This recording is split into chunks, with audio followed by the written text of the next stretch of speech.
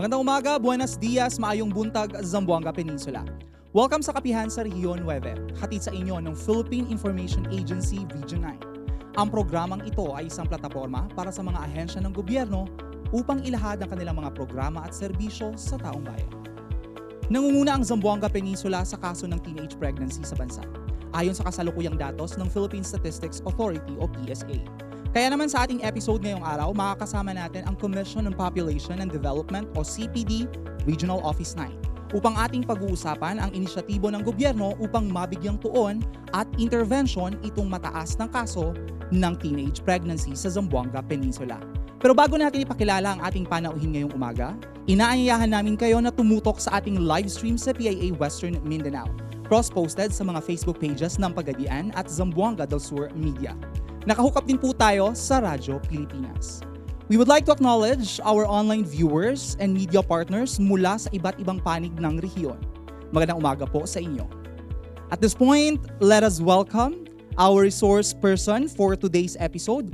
We have Director Leticia Dolores II, Siabao, the Regional Director of CPD-9. Good morning, ma'am, and welcome back. Yes, thank you so much, Sir Eman. Good morning, and good morning to our listeners and those who are tuning in and our social media page of PIA. We also would like to welcome our members and friends from the press, maayong buntag, and at the same time, masayang pamilya. Yes, to start with, ma'am, kasi this is not the second time na umupo kayo as guest, no, dito sa ating programa. So we would like to know, kasi yung topic natin focuses really, no, on the increase of cases when it comes to teenage pregnancy. Can you please tell us, gaano po ba kataas ang itinaas ng ating mga kaso? Okay, so that's a very good question. When the National Demographic Health Survey was released sometime in March, we were actually surprised of the fact that Region 9 now becomes the highest in terms of the teenage or adolescent pregnancy rate. From 7.1 in the NDHS of 2022, now in 2025 NDHS, we are the highest at 9.3%. So kung titingnan natin, Sir Eman, this is actually more than double the 4.9 national average of the Philippines. So kung titingnan rin natin ang datos base sa ating PSA on Civil Registry and Live Births or CRVS and Vital Statistics, makikita natin that in 2023, Region 9 has posted or recorded around 6,835 live births. And it is naturally increased with the trend right now. In 2024, we have recorded 7,054. So meaning to say, the live births from the CRVS and that of the NDHS data complement each other. There is really an increase. So if you ask CPD, are we surprised that we are increasing? No, because the data shows us during the last time that we talked, there was really an increase. The trend is increasing teenage pregnancy, especially 15 to 19 years old. But with the release of NDHS, this is a bit surprising. Kasi tayo, hindi lang mataas, tayo ang pinakamataas in the whole country. Should we be alarmed? Yes, that's a very good question. In one of my interviews with a media as well, sinasabi ko na the interplay, one of the reasons why we had this high teenage pregnancy, because of other factors. And one of which is the poverty incidents. And we have to also inform the public, if they don't know, Sir Eman, that Region 9, in 2023, according to PSA, we are also the highest in terms of poverty incidents at 24.4%. So therefore, the interplay of poverty incidents, the high poverty incidents, and the high teenage pregnancy is really a convergence na kung titingnan natin, that would actually contribute sa paglala, no, ng ating development concern, the teenage pregnancy. And at the same time, if you have to ask me personally, if the government will not provide interventions in the near future, this will become, a recipe for a crisis. High poverty incidence, high teenage pregnancy. That's why in our campaigns, the CPD would always push for what are we going to do, which we will discuss later. Ano ba ang kailangan nating gawin ng gobyerno na para matugunan ang ating high teenage pregnancy with the interplay of high poverty incidence in Region 9. Ma'am, nakikita natin na sinasabi nyo nga merong mataas na kaso. So, ano-ano po ba yung mga factors and reason bakit po tumataas yung kaso natin? Despite the interventions that we have been doing, this is not even the first time that we sit down and talk about it. No, last February, inunahan na natin. So, ano po kaya yung naging problema? O ano yung mga reasons, no, bakit po ito nangyayari? Thank you so much, Sir Eman. As I've mentioned earlier, the reasons or the factors is basically because of the convergence of these interplay of structural factors. One is poverty incidence. We cannot deny the fact that Region 9 is the highest in 2023 at 24.4. So what will happen if we have a high poverty incidence? Yes. Ano mangyayari? So of course, it limits the access to education. Ang mga bata natin, mga teenagers natin would opt to just work instead of going to school. Kasi mahirap nga eh. That's one. So the limited access to education is one. And then secondly is the limited access to reproductive health. Oh. Because they don't have knowledge, they didn't go to school, they stopped. So they don't have any idea what are the, how do we empower ourselves? How do we keep ourselves as young individuals be informed of what's happening? And how can we become responsible in terms of reproductive health? So that's second. And of course, parental supervision. Of course, if there is a high poverty incidence, ang mga parents natin nakatutok sa pagtatrabaho. And minsan, nalilimutan na natin ang ating pamilya at pag-guide to our adolescents. So that's one. Poverty as one interplay, indicator, or factor. Second is low education and literacy rate. So we have to also inform the public, Sir Eman, that it's not only high teenage pregnancy, it's not only high poverty incidence, but in terms of functional literacy, Region 9 has a low functional literacy at 59.3 in 2024, Yun. which is below the average sa national na 70%. So kung maraming bata na hindi nakakapagpunta sa eskwela, nakapag-aral, they become, they become vulnerable. Vulnerable, yes. And kung vulnerable ka, the tendency is to go to have an option of, cohabiting, marrying, and doing risky behaviors like initiating sexual activity at a very young age. And we have to also emphasize, Sir Eman, that the 2025 NDHS also provided to us a findings na marami sa mga teenagers or mga bata na bubuntis ay mga primary education lamang ang natapos. So the more educated you are, then the less you become pregnant at an early age. Second, at the same time, Sir Eman, sinasabi ng NDHS na findings or result na maraming nabubuntis na teenagers na nasa poorest quintile. Yun. And we are there already. Region 9 is there. So the interplay again of poverty, education, and then ito ang isa pa na kailangan natin pagtuunan ng pansin. The cultural diversity.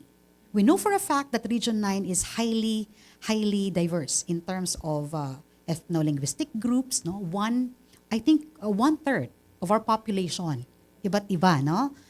Meron tayong Chabacano, meron tayong Subanen, etc., etc. But because of these particular differences, because of cultural norms, the tendency is that it can affect our understanding towards sexual and reproductive health.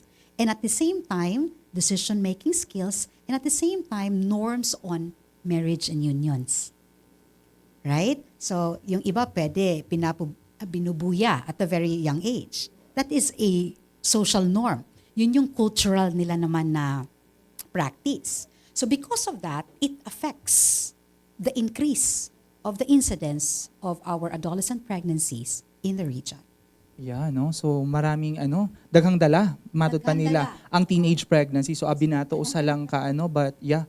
But anyway, before we proceed with the questions that we have on hand, entertain muna natin mga katanungan mula sa ating mga media partners na kasama natin dito ngayon. Ma'am, we have let's entertain first questions from Sir Jay Apales ng J Channel. Good morning, sir. So, sir, magandang umaga. So, talking of our, the rapid increase sa problema po ngayon sa population at the same time yung mga teenage pregnancy. What's the best thing to do now, ma'am? Talking of, siguro, we have to inform our public, especially po sa mga barangays, no? Sa mga far-flung barangays. Siguro, we need the proper coordination from the barangay officials as well as the Sangguniang Kabataan. Yes po. So, do you have any reaction of this one, particular, suggestions? Thank you, sir, for raising that. Our partner talaga, one of our partners in the local level will be the Sangguniang Kabataan, the communities at the local level. So, on the part of Commission on Population and Development, tayo po ay nagbibigay ng capacity building sa ating mga SK, community leaders, at iba't ibang service providers natin, no? May it be sa health, may it be sa education, para matrain sila on how we manage and how we empower the youth, no? Kasi sila naman ang frontliners natin, ang SK. So one of our activities, if you talk about interventions po ng Commission on Population, we have lots of adolescent health and development learning packages that we provide to our local government units, to our partners, especially our SK. And one of this is actually itong tinatawag natin na Youth for Youth Teen Trail or Youth for Youth. This is actually a peer-led interactive education na binibigyan natin ng edukasyon, ng awareness, binibigyan natin sila ng karampatang knowledge ang mga kabataan natin, especially on sexuality, reproductive health, and how to become responsible adult later on. Isa rin itong training, yung tinatawag rin namin for SK naman, yung SHAPE, yung sexually healthy adolescents and personally empowered, no, or SHAPE. Ito po yung module na binibigay natin sa ating mga local leaders. Isa na nito mga SK natin sa community at service providers, wherein we actually train them on how to manage our teens, especially how to educate our teens at the same time na para alam nila, no, ang ating reproductive health, alam nila kung paano magiging responsable and empowered. They know their anatomy and they know of the kaakibat nito kasi pag reproductive health, the rise of HIV, STI, AIDS, no? So binibigyan natin sila ng karampatang edukasyon and awareness. So that's where CPD is going. We capacitate and we advocate. We are using a social behavior communication as our mandate na kailangan ang tinitira po natin, ang focus is yung risky behavior ng ating adolescents. How do we address the risky behavior? And importante rin, sir, no, yung mga SK natin, now that you mentioned. In Zamboanga City po, meron tayong na teen hub or teen center po, managed by the SK.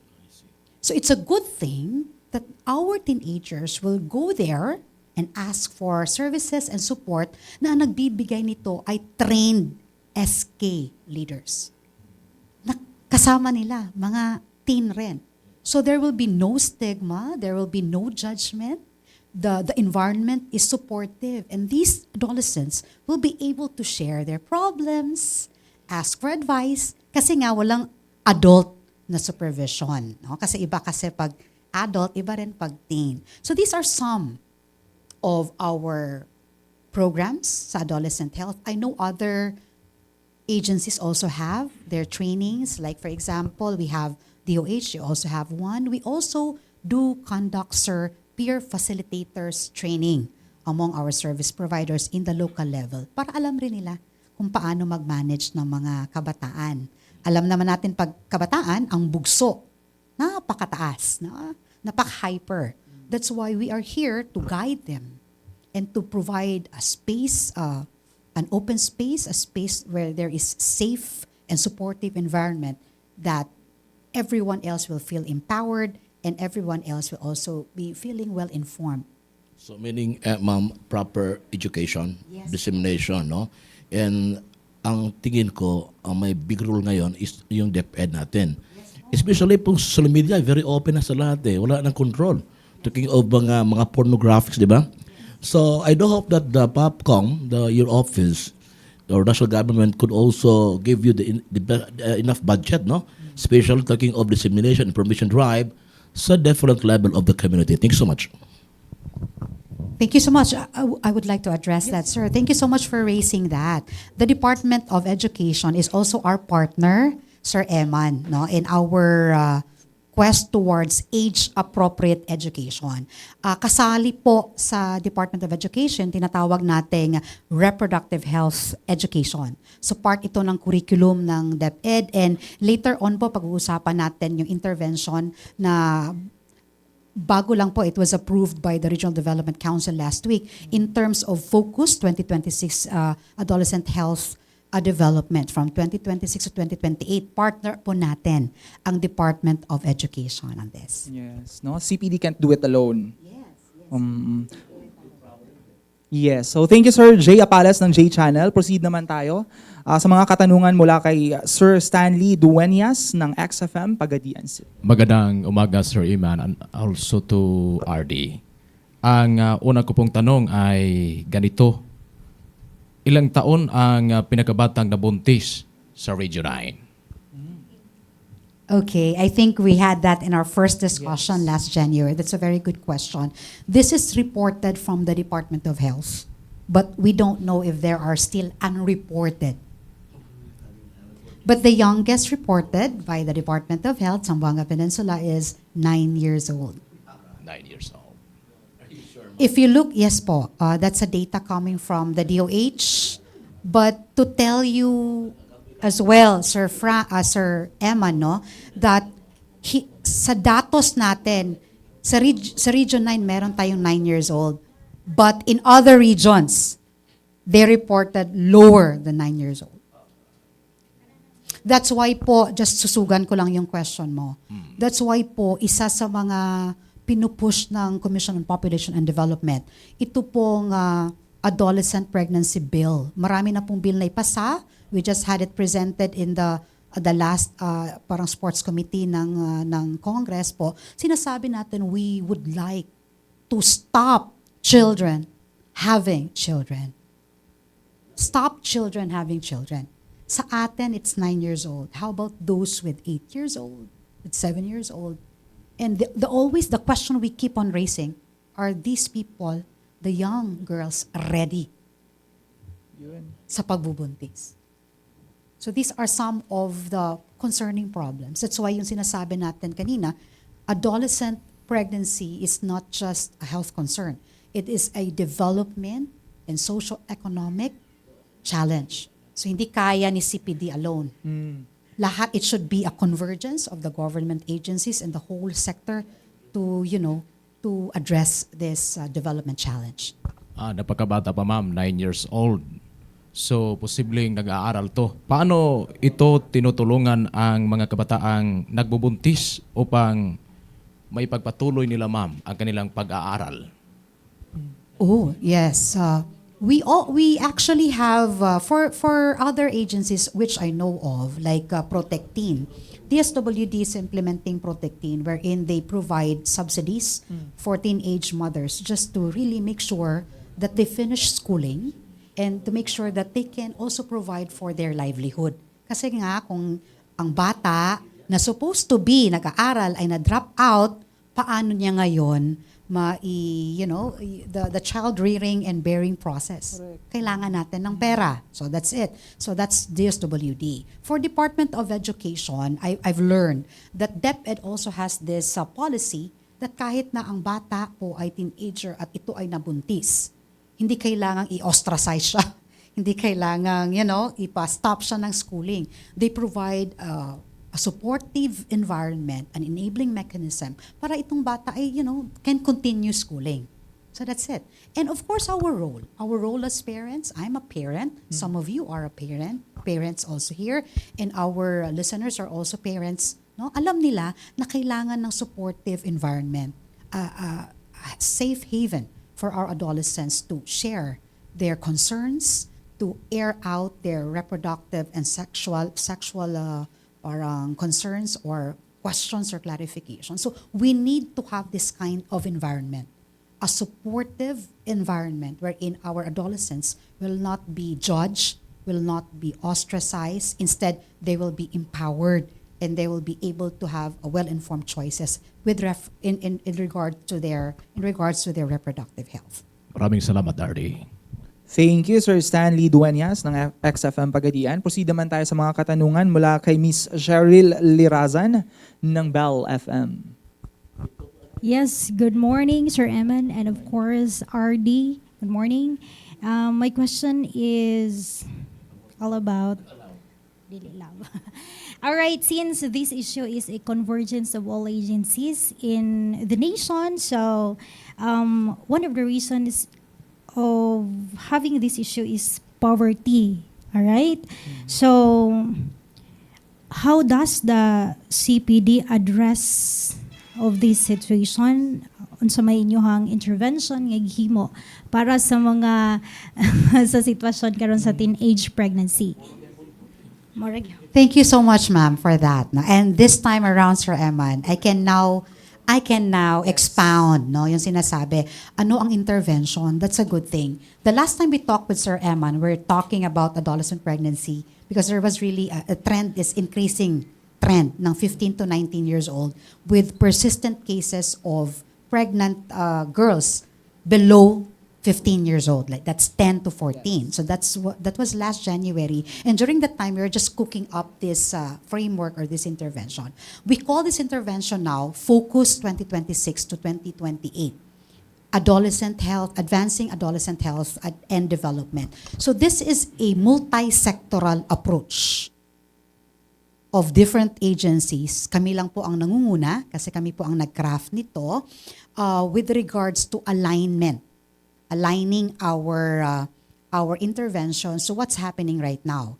Increasing teenage pregnancy or adolescent pregnancy, and of course, interplay of high poverty incidence. So what is this all about? This is a 3-year plan from 2026 to 2028, wherein we actually converge other partners, the agencies, yung sinasabi ni Sir, DepEd, DSWD, Department of Health, the NYC, our LGUs, our cultural and faith-based institutions, kailangan ito. No? Oh, the media, you are very important. It's a multi-sectoral approach in reducing. So we're now looking at the objective of reducing adolescent pregnancy in Region 9. How? So we're actually able to craft 6 strategic outcomes in the reduction, trickling down to 5 pillars. And one is yung sinasabi natin kanina ni Sir on education, reproductive health education.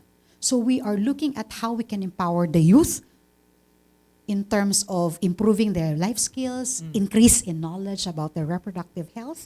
So that's where DepEd, TESDA, and other agencies would converge towards their programs and projects. Second is protection.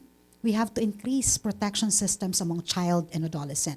Nalaman po natin, we discussed that during January, nalaman po natin from PNP, Region 9 po, na tumaas po ang kaso ng sexual abuse among 10 years old to 17 years old.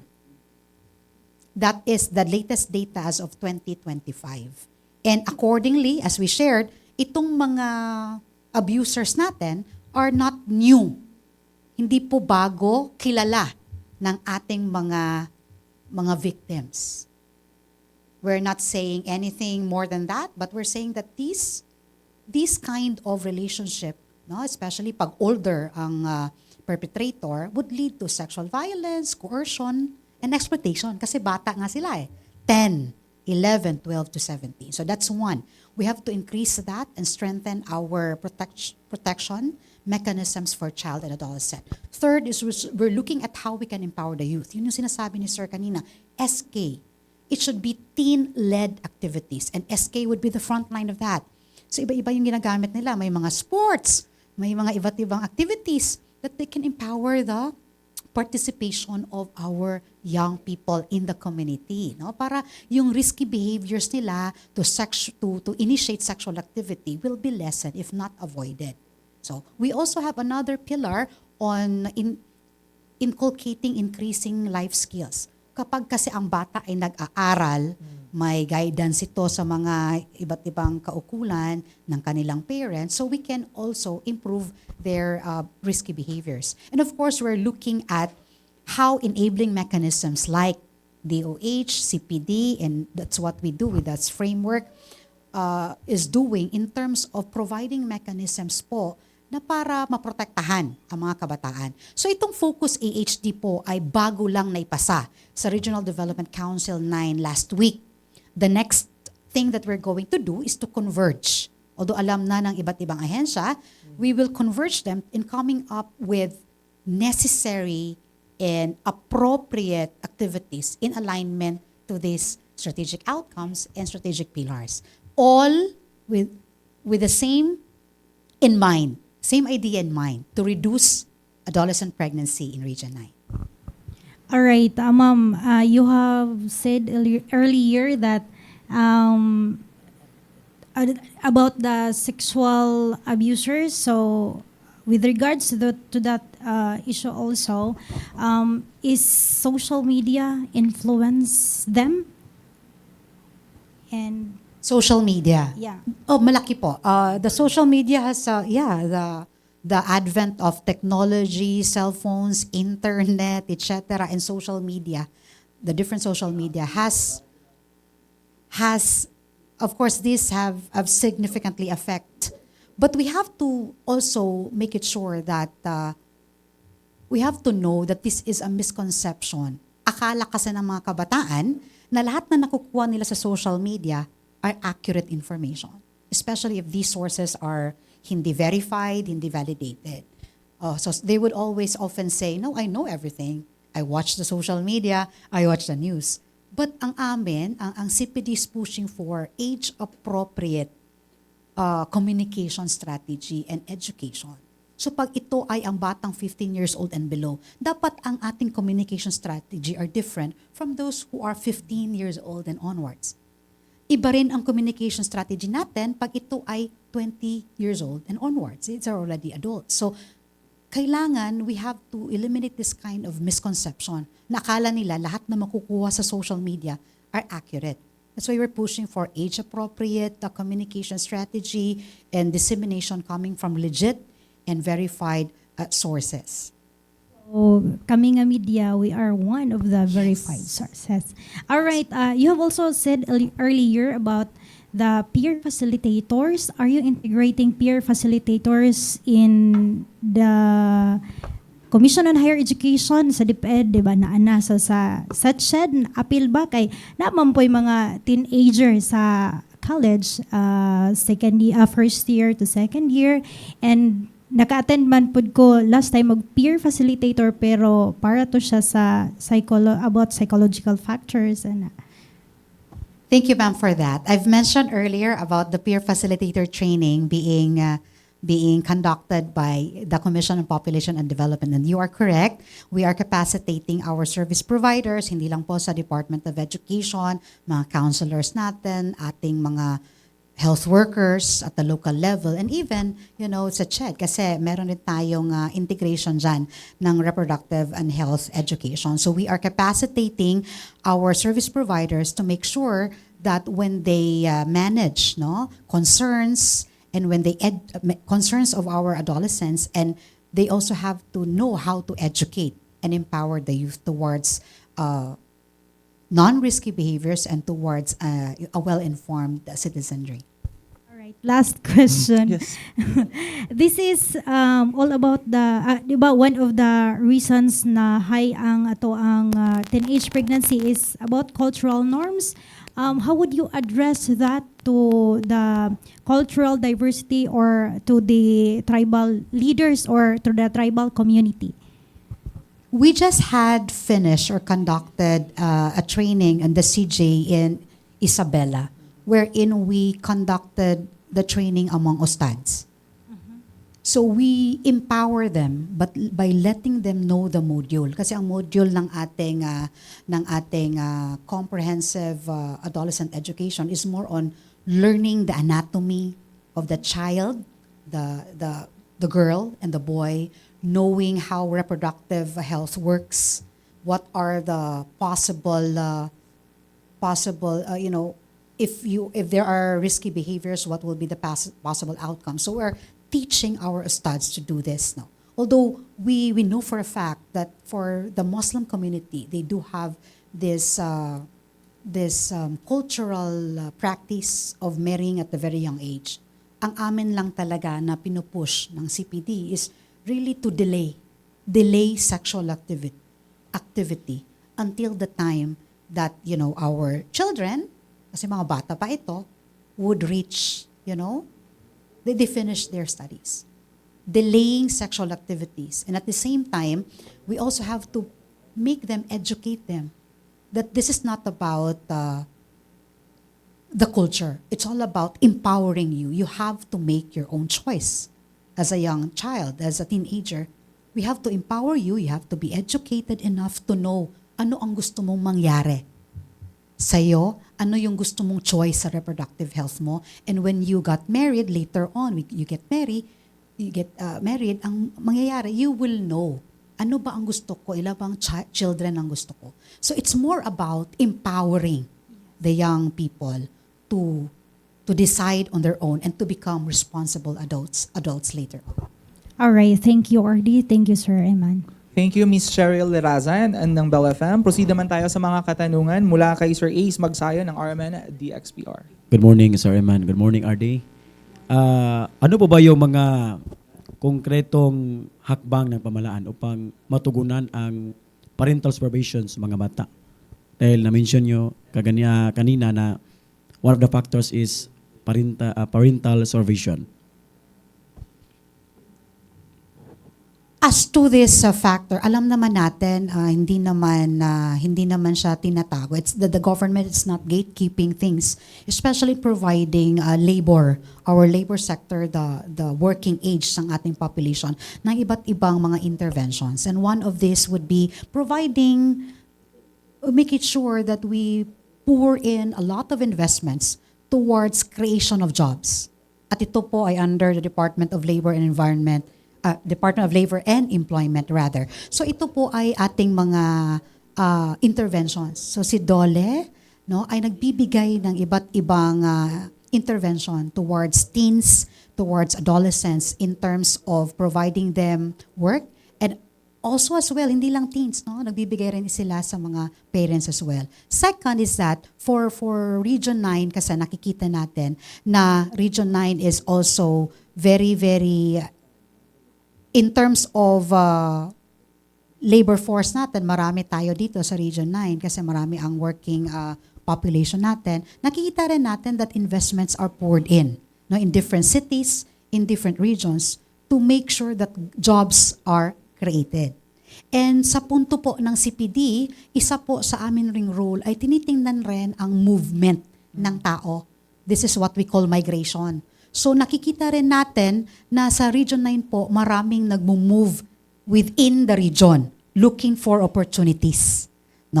Malaki po ang porsyento na itong mga tao ay nagmo-move within the region and not outside the region. It's a good thing. I mean to say opportunities are created here, therefore they can always have the time for their families and supervise for their families.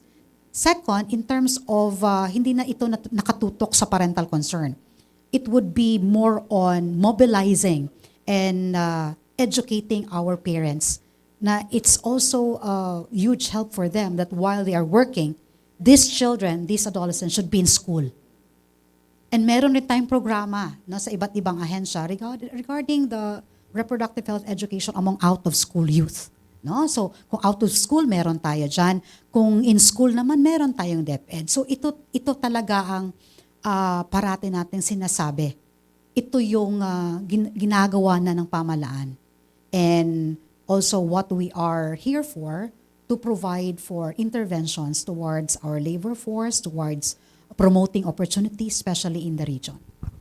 Yes, ma'am. So, sa kabila ng mga programa ng gobyerno, ma'am, bakit patuloy pa rin tumataas ang kaso ng teenage pregnancy dito sa Region 9? Kasi may mga, na-mention niya na may mga programa na, may mga tulong or intervention. So, bakit nagkakaroon pa rin or tumataas pa rin ang kaso ng teenage pregnancy dito sa rehiyon? Kagaya po ng sinabi ko kanina, kasi this question has already been raised, no? Aside from, there are interplay of factors which affects the increased incidence of adolescent pregnancy. And one of that is poverty incidence. Although sinasabi natin kanina, may mga oportunidad naman na binibigay ang gobyerno, may mga investments naman, but we cannot deny the fact that Region 9 is the highest in terms of poverty incidence. So, if the government will look for it, the government would have to look for how we can improve and reduce poverty incidence. Paano natin gagawin yun? Para matugunan. Kasi pag mataas ang poverty incidence, ang tendency ng mga bata po ay hindi na nag-aaral. And then kung mataas ang poverty incidence po at maraming hindi nakikipag-aral, low education and low functional literacy in Region 9 at 59.3%, no? This is lower than the national average of 70. So makikita natin na ang mga bata in Region 9 hindi na pumupunta, hindi na nag-aaral, nag-stay na lang at home, and this becomes an avenue for them to what? To have risky behaviors. Pa nandun lang sa bahay, may mga peers, hindi rin nakapag-aral, they can be easily influenced. And then the tendency, the cycle of poverty will be, si circle yan. Bumabalik. Nakikita nila, they're staying there, walang trabaho ang parents. Sila rin, nakikita nila, nagbuntis nga ang parents ko na, bata pa siya. Ako rin. Kasi nakikita nila because they're staying at home. But if you educate these children, you give them the platform for them to be empowered, to know about their choices. Yung sinasabi ng, you only live once. We have to empower our adolescents na marami pang mangyayari sa'yo. Marami mga missed opportunities ang hindi mo makukuha kung hindi ka nag-aaral. So when we let them go to school, they will be empowered, educated. They will be able to know about reproductive health services. They will be able to know, may mga contraceptions pala in place. Pero kung hindi sila nag-aaral, walang opportunities for them to learn. And that's the reason why palagi siyang tumataas. So, and that's on top of the cultural disparities. Iba-iba yung culture natin. So, isa rin yun, yung norms, the social norms of marrying young, the use of contraceptives. May ibang religious groups would say no to that. Alam natin yan. At saka yung sexual and how they deal with sexual and reproductive health. So, kaya nga ang gobyerno natin ngayon, like kami sa CPD, we're pushing for a focused intervention. So we are trying to hit the three, yung factors, poverty incidence, education, and the cultural disparities. Paano? Yun nga yung sinasabi ko, the multi-sectoral approach. Lahat kami ay magko-converge in coming up with the appropriate plan to address and reduce teenage pregnancy. Kasi, as we've said earlier, the CPD cannot do it alone. We need the help of other agencies. We need the help of the multi-sectoral whole-of-nation approach to address this. So, lahat tayo, government agencies, ang ating mga youth mismo, sila, kayo, press, ang community natin, ang ating education sector, at ang ating parents, which is very, very important. Because the learnings, the initial learnings, for the behavior and the practices, the basic practices natin, nanggaling, especially values, nanggaling ito sa parents natin. Barty. Thank you, Sir Ace Magsaya ng RMNDXPR. Proceed naman tayo sa mga katanungan ni Sir Rogie Monera ng Wonder Radio. Good morning, ma'am. Pwede ba namong masayran kay mingon ta nga taas ang pregnancy by region, by province na lang, ma'am. Region 9 is Zamboanga del Sur, Zamboanga del Norte, Sibugay, Zamboanga si Asay Basilan o sa Hulo-Sulo. Asa gyud aning dapit sa region ang pinakataas gyud teenage pregnancy, ma'am, para gyud dito gyud mo punting mo tutok baka ang gobyerno aning nagka-problema nato karon nga murag na headlines magyud ta sa kauluhan ani.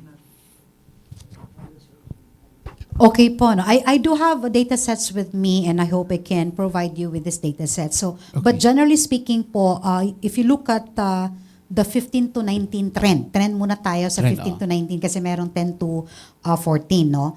We will to follow the data sets later. We have an increases for the trend in 15 to 19 for Zamboanga, Sibugay, Isabela City, and Sulu. Okay. For 10 to 14 naman, so ang the rest nag-decline. Magandang ginagawa kasi nag-decline na. So for 10 to 14 naman, no, marami dito, there is an increased trend for Zamboanga City. We have Isabela. So that's it. Zamboanga City and Isabela. For 10 to 14 years old. For 15 to 19, we have Sulu, Isabela City, and Zamboanga Sibugay. As to the data, sa specific data sets po, meron ako dito.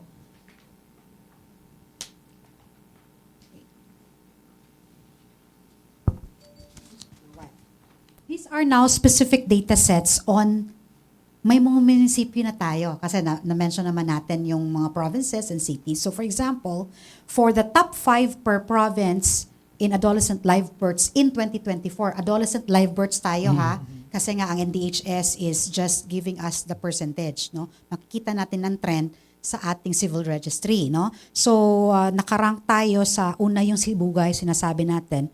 Sibugay has 18. This is for under 15 years old. Ang top-notch natin sa Sibugay is Titay. Is that Titay? The municipality at 4. For Zamboanga del Norte naman, ang ating below 15 years old, marami po sa Zamboanga del Norte, we have 30 with Dipolog and Polanco having the same number at 4. No? For Zamboanga del Sur, medyo marami dito. That's 47. Live births, adolescent live births in 2024. Below, again below 10 to 14, below 15 years old ito. And sa recorded naman tayo sa 15 years old, ang ating Sibugay, yun yung sinabi natin kanina, ang ating recorded dito sa 2024 na datos, 1,258. Ang pinaka-highest dito ay EPIL because siguro of the convergence site. Kasi convergence ang EPIL. Followed ito, marami rin sa Zamboanga del Norte for 2024. That's 1,956 and the highest is in Sindangan. Again, convergence rin itong Sindangan. For Zamboanga del Sur, 1,938. The highest is here in Pagadian City. And in Sulu, we have 535. In Zamboanga City naman, 1,215, but this is decreasing in trend. No, sa Zamboanga. Isabela is 152. So these are some of the numbers. We're talking about the specific numbers of live births coming from adolescent mothers. And the data is coming from the PSA CRVS. Yung sinasabi natin kanina na 9.3% teenage or adolescent pregnancy, that comes from the National Demographic Health Survey, still under the Philippine Statistics Authority, released in 2025. Okay. Ma'am, gigamit ba sa ang kining population data sa inyo ha o sa PSA aron nga nagi klarong epektong palisiya bang ikrekomenda ang atong gobyerno mga balao diha kay basig naboros lang unya wa day gigamit ang data gipadaplin na lang. Sa inyo isip sa CPD nabay nangusog dito nga nami data litis-litis ligjutay para nagsabi natay crisis karon usa may nagamit ba ni o gipadaplin na lang ni ma'am? That's a very good question, sir. And I, for one, would tell you right away that CPD is not using any other data or, let's say, with data sets which are not validated. We're using validated, evidence-based information. And the data sets are coming from the Philippine Statistics Authority. Some of the data are coming from FHSIS, yun sa DOH. Pero ang paggamit natin sa ating framework, yung sinasabi nating framework kanina, Focus 2026-2028, we presented in the framework on the data sets coming from the CRVS at saka NDHS. Yung sinasabi natin, yung sinasabi kong increase, sharp increase, and decline in data sets, ang data nun ay CRVS at saka NDHS. CPD is pushing for evidence-based policy making. When we do provide interventions and look for interventions towards decreasing, reducing adolescent pregnancy, we're looking at legit sources. We're looking at PSA as our sources. If you tell us right now, are these being communicated? Yung sinasabi natin kanina, yung framework natin na may datos nito, yung sinasabi ko ngayon, is presented in our framework. Yung document itself, we can actually provide you a copy of that.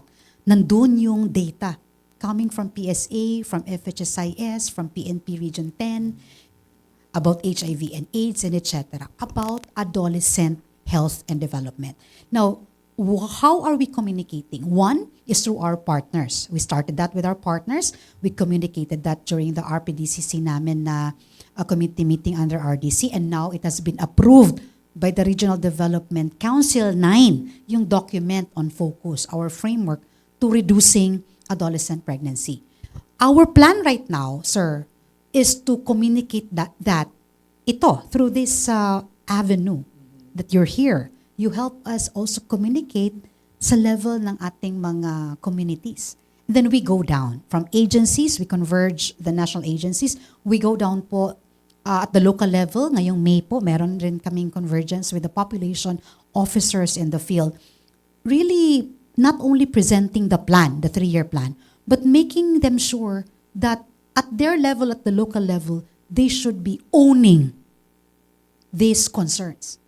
With the devolution transition plan po, lahat po ng mga ating strategiya on adolescent health and development ay naka-integrate na at the local level because of the devolution natin of our services.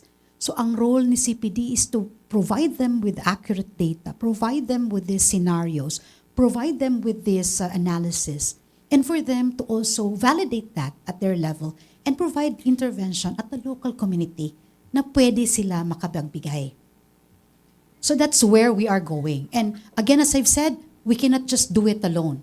We need the help of the multi-sector approach, a whole-of-nation approach. Kasama tayo dito. This is a shared responsibility to not only communicate this development issue and concern, but to also provide interventions in the best possible ways that we can.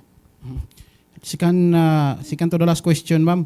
Kumusta man ang inyong coordination, ang inyong pagtagad sa mga local government unit, even the barangay? Kaya mong nadunggan usahay nga di magkatukma ang mga data dihan dapita, usahay kuwang ang suporta sa inyong opisina, unsaon na to pagsulbad ning nagkalala nga problema labi na ning teenage pregnancy ug mga palisiya sa ato ang gobyerno. Salamat, sir, no, for raising that. No, but in terms of coordination naman, we are closely coordinating with our local population offices. In each municipality kasi, sir, or city, meron po tayong na-designate na local population of officers.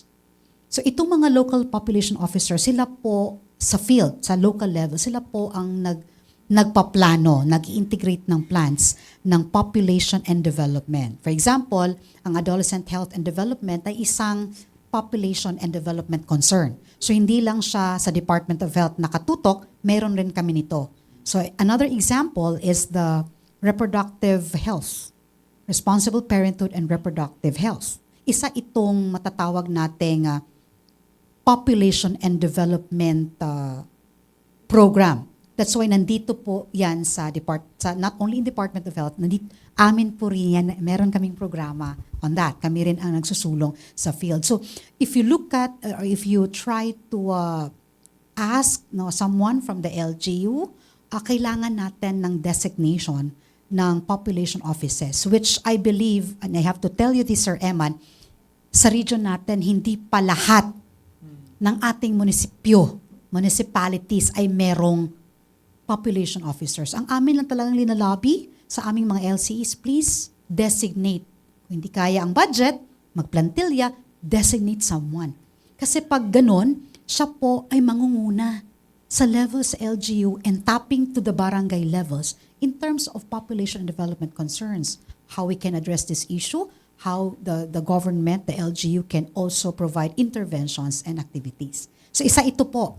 So sa amin naman, wala naman kaming complaints or perhaps naririnig na mga problema with regards to CPD going down, the LG. Wala naman. Kasi if ever they have problems, we are there to always support them. That's why I do that as my role as a regional director, to go and visit our LCEs to really convince them and lobby with them. Kailangan natin ng mga structure ng hindi lang opisina ng mga population and development offices, but also the presence and designations and positions of local population officers to help us to address these concerns. Okay, last question, ma'am, no? Daghan kayo, sabi sa kong programa, kung magpadayon kuno ning taas nga ihap sa mga kabatanunan nga sayo kay nagmabdos, asa man gyud mabutang ang responsibilidad na apoy ningon sa ginikanan kay mo'y nagpasagad, moingon sa dito gyud nas maestra sa kuan sa education, na apoy moingon ang gobyerno kay nganong wa kasulbad aning labi na ning poverty incident. Thank you. Salamat, sir, no? As I've said, no, ako ni siyang na-mention ganina sa unahan pa, no, nga kini siya nga problema, dili lang ni siya usara ka ahensya or ang gobyerno ra ang atong pangayuan o intervention. This is a shared responsibility ng parents, ng atong teachers in the education sector, ng local communities natin, faith-based natin ng mga institutions like churches, and of course, the youth themselves. So, hindi kayang parents lang. Although sinasabi na parents ang pinakauna, yes. Kasi sa bahay naman, dito na puporma yung values natin, values formation, behavior, etc.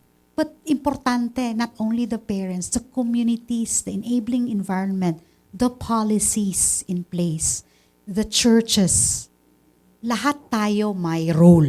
That's why we always keep on saying, to address teenage pregnancy, it would take a multi-sectoral, whole-of-nation approach to address this, and it is always a shared responsibility of everyone concerned. Thank you po. Thank you, Sir Rogie Monera ng Wonder Radyo Pagadian. Proceed naman tayo sa mga katanungan mula kay Sir Delmer Sabandal ng Nunglading Radyo Pagadian. Good morning. Ma'am, curious siguro nga pangutana, ay muhang nahisgutan kaganiha, kaning 9 dinis sa toa ang naburos. Then sa ubang lugar, mas ubos pa. Below pa sa 9. So siguro ma-remember sa tanan nga ang maburos na hinumduman nila 11, 12, 13. So kanang mga pangidaruna, maburos na ba yun na? Kanang 7, 8 or 9. Yes, it's the biological aspect of girls. It depends on the existence or presence of menarche. Pag mag-mens na po ang isang babae, yung iba kasi earlier may iba 9, may iba 8, depende yan walang specific or fixed na standard yan. Depende yan sa biology ng bata, ng babae. In my case, I think I had that teenager na ako. Pero yung iba, bata pa at 9 years old, my classmates, I used to have them, bata pa sila. So, if a girl at 8, 9 years old has already, have a menarche, meron na siyang mens, then any unprotected sexual activity with that girl would always have a potential to become pregnant. That's why, sir, importante ang education. We educate these children of ours. Pag mag-mens ka na ganito, dapat aware ka of your reproductive health. There should always be permission on your level for anyone to touch you at any area. These are kind of communication strategies that we actually educate our local communities, our teens, na dapat empowered ka, dapat alam mo ang reproductive health. Kasi pag hindi mo alam, mako-coerce ka, there would always be abuses on your part. Hindi mo alam eh. But if you know that, especially for girls, they know it, then they can take necessary steps to protect themselves. Thank you, ma'am. So ato nga na-mention kaganiha nga ang social media usa nga naka-impluwensya og dako sa teenage pregnancy. So pananglitan og dunay may mga nasudgod nga dunay na balita na nga gidid-an ang mga kabataan sa paggamit na diha sa social media. Kung mahitabo na dinhi sa ato ang nasod nga did-an pod ang mga kabataan sa paggamit sa social media, mas maubos or mawala ang kwan kanang problema? Thank you. Although there should be thank you very much, sir. No, but I think there should also be a study that will focus on that. No, on a research perhaps to focus on this. Na if there would be regulation with the social media. Pero sa akin, when we talked about this, we actually discussed this last January. I think isa sa mga reason why we are having this blown out proportion in the social media na mga inaccurate na mga information is because of the problem on regulation, yung sinasabi mo. Pag mariregulate natin ito, makontrol, and we only would provide information sa mga, and they have to look for sources na mga legit sources ng information, it could help in the risky behaviors, in addressing the risky behaviors of our adolescents and teens. Yung sinasabi ko kanina yung misconception, akala nila alam nila ang lahat. Hindi pa pala. That's why we need age-appropriate reproductive health education towards them. We would have to support, no? The government should support paramihin natin yung mga social media na mga legit at saka may mga legit sources of information. Like kayo, at your level, PIA, and the rest of the government agencies na may mga social media pages. Pero I think, sir, to give you an exact answer to that, there should always be a study. No? Mas maganda kung ito ay mabigyan ng research on the significant level of decrease, no, ng risky behaviors, especially when it comes to social media. Thank you po. Thank you, Sir Delmar sa bandal ng Lading Radyo Pagadian. Before last question na yun from our media partners na mga kasama dito, Director. Before we let go, kasi gusto ko ding malaman, ito follow up na lang siguro, one last question from me, is can we perhaps expect more support since with these figures now na nilatag natin, no?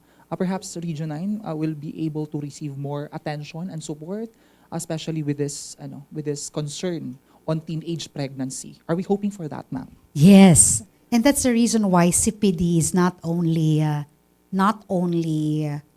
really pushing for this framework to be approved by the Regional Development Council and with the convergence of our agencies, no, and multi-sectoral natin na mga partners. But we wanted to, this is quiet, what they call, I think this would be new when I use this. We are sounding the alarm. We are sounding the alarm that if we will not provide appropriate interventions, so the increasing incidence of teenage or adolescent pregnancy in Region 9, this will be going towards, in the long run, becoming a crisis. Hindi lang fuel crisis of adolescent pregnancy. And why we are doing that, Sir Eman? Because we wanted to let everybody know. We don't want only to inform you, but we mobilize everyone. And that is also one thing. Aside from mobilization, we wanted to ask for support.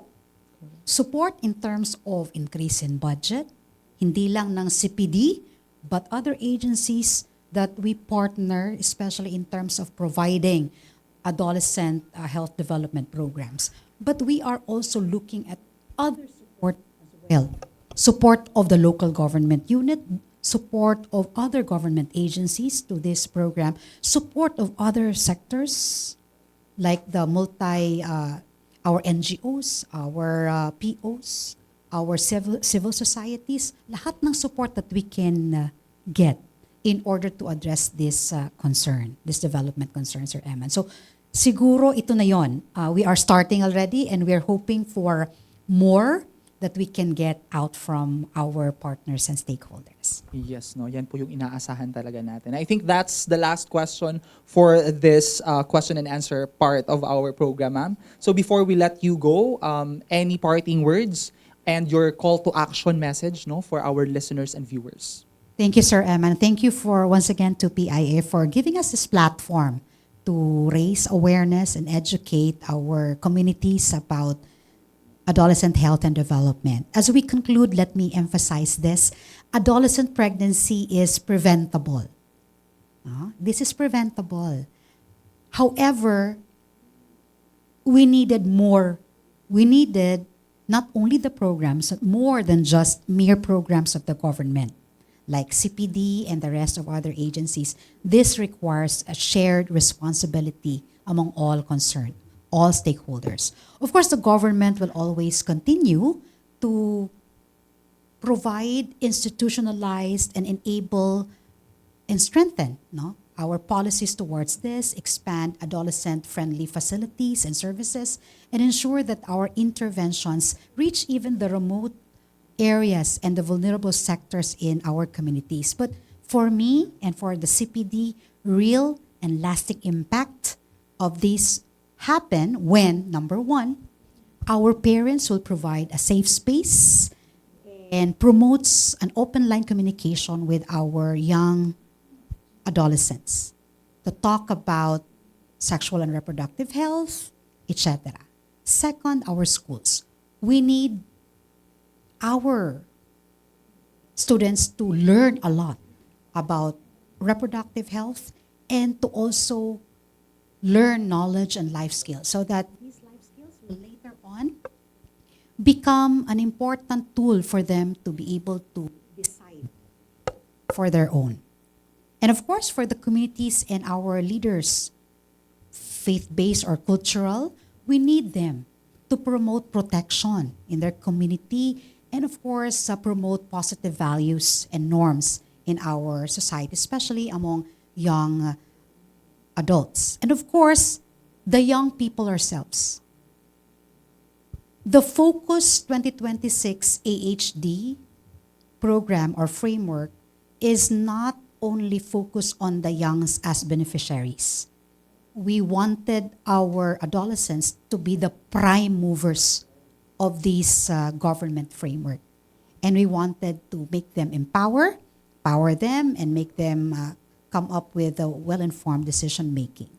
So we also would like to call on everyone, also our members of the press who are here, to combat misinformation. There are a lot of misinformation about the use of contraception. There are a lot of misconception about initiating sexual activity, which is accordingly safe, but this should be corrected right away. So we wanted our members of the press and the rest of our concerned agencies as well in the community to always inform and combat misinformation and misconception about sexual initiation and of course about teenage pregnancies. And the challenge is before us is very significant. This is a collective, our collective and capacity to respond is very, very needed at this very time. And I hope, Sir Eman, and to the members of the press, that with our continued implementation, especially with our newly approved framework, the Focus 2026-2028, which aims to reduce adolescent pregnancies in Region 9, we can reduce adolescent pregnancies in our region, protect our young people, and secure a better future for Region 10. Maraming salamat po, and have a good day, everyone. Maraming salamat, Director Leticia Dolores II C. Abao, Regional Director of Commission on Population and Development Regional Office, ma'am. Until your next guesting sa Kapihan sa Rehiyon, Nueve. Atin din pong pasasalamat sa mga sumubaybay at tumutok sa ating episode ngayong araw. Thank you so much. Sa ngalan po ng PCO Secretary Dave Gomez, PAE Director General Catherine Chloe De Castro, OIC Regional Head Jocelyn Alvarez at sa buong puwersa po ng Philippine Information Agency at sa ating guest mula sa CPD Region 9, ito po si Emmanuel Taghoy. See you sa next episodes ng Kapihan sa Rehiyon 9. Daghang salamat.